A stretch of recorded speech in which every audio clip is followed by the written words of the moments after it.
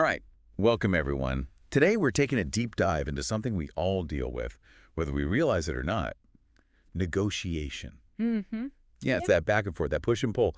You've sent over some really fascinating stuff on negotiation strategies, Oh, yeah, some good stuff. and I'm thinking together we can break this down, figure out how we can all get a little bit more of what we want. Absolutely, and build better relationships along the way. Exactly, exactly. Whether you're haggling for, I don't know, a vintage record at a flea market or you're in some like big corporate boardroom, these tactics, they really can make a difference. It's funny, so many people approach negotiation like it's a battle, like, somebody wins, somebody loses. Right. But really, it's more like a dance. Oh, I like that. Yeah, it's about finding that rhythm, understanding your partner, and ultimately, both sides feeling good about the outcome. Okay, a dance. I'm Right. into it. But where do we even begin with this dance? Well, the first step, and the excerpts you sent over, they really emphasize this, is about setting the stage. It's called framing the negotiation. Framing. Yeah, instead of just diving straight into the numbers, the price, the nitty-gritty, Huh? think about the bigger picture. What value are you bringing to the table? What problems are you solving for the other person? I see. It's really reframing it from a simple transaction to a more of a collaborative effort.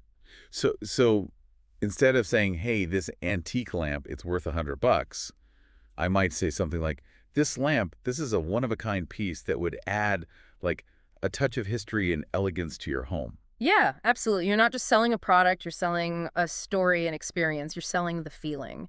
And that can have a massive impact on how the other side perceives the value of what you're offering. All right, so I've set the stage, framed the negotiation, I'm feeling good. What's the next move? How do we keep this dance going? Well, now it's about understanding leverage. Who has the upper hand in this particular situation? Now, think about your own life, your own experiences. Have you ever been in a negotiation where you felt like you had all the power? Yeah, absolutely. I mean, even something simple like, I remember I was trying to get tickets to this sold-out concert. Oh, I yeah. was desperate, and the seller, oh, they knew it. I paid way more than I wanted to. Classic example. It all boils down to supply and demand, right? They had something you desperately wanted, so they had the leverage. Yeah, exactly. And these excerpts you sent, they really highlight the fact that you can build leverage through preparation. Do your research. The more you know about the other side, their needs, what their constraints might be, the better positioned you are. Okay, knowledge is power. Got it. But what if you're in a situation where you don't have much leverage? I mean, is it even worth trying to negotiate? That's where your BTNA comes into play, your best alternative to a negotiated agreement. Right, CNA. Exactly. Yeah. Think of it like your plan B. What other options do you have if this deal falls through? And, having a strong BTNA, it gives you the confidence to walk away from a bad deal. So if I'm, I don't know, buying a car, and I already have a pretty decent offer from another dealership, that's my BDNA. I can use that to my advantage. Exactly. You got it. It gives you that safety net and it can take a lot of pressure off. But, having a strong BTNA isn't just about walking away. It's about understanding your options, knowing where you stand so you can make those informed decisions. Gotcha. And this actually brings us to a really important point that these excerpts touch on.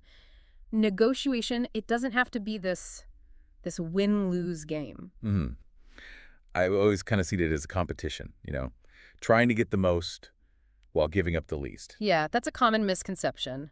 But really, there's a huge potential for creating solutions that benefit both sides. Really. Yeah. So instead of digging in my heels, being stubborn, maybe I should Yeah. be more open to, creative solutions that could actually benefit both of us. Absolutely. It's about shifting your mindset, right? From I have to win to how can we solve this problem together? Okay, this is kind of blowing my mind a little bit. So we've talked about framing, leverage, BATNA, this whole idea of win-win. What about like specific tactics? Sure. The excerpts you sent over, they mention a few. One that stands out is called anchoring. Anchoring. It's basically throwing out a high initial offer. Okay, so like setting the bar high right from the get-go. Exactly. It sets that reference point for the negotiation. It can influence the other person's perception of what's considered reasonable. I see, but that, I don't know, it sounds kind of manipulative. It can be, and that's why ethics are so crucial in negotiation. These excerpts, they really drive this point home. These tactics, they should be used strategically, never to deceive or trick the other person. Okay, so being smart and prepared, not sneaky. Exactly. All right, so we've covered a lot of ground here. What's the big takeaway for our listeners? What should they be walking away with? Negotiation, it's a skill just like anything else. The more you understand the dynamics, how framing works, how leverage plays a role, the power of having a strong B18A, these specific tactics, the more you understand these things, the better you'll become. Right. So the key is to approach it with the right mindset. Yeah, Not as a battle, but as that collaborative dance. exactly. So here's a challenge for everyone listening. Think about your next negotiation, whether it's big or small. How can you use these insights, these ideas we've talked about, to get a better outcome for everyone involved? And that wraps up our deep dive into the fascinating world of negotiation. Until next time, keep those minds sharp and those negotiation skills even sharper. Bye, everyone. So yes,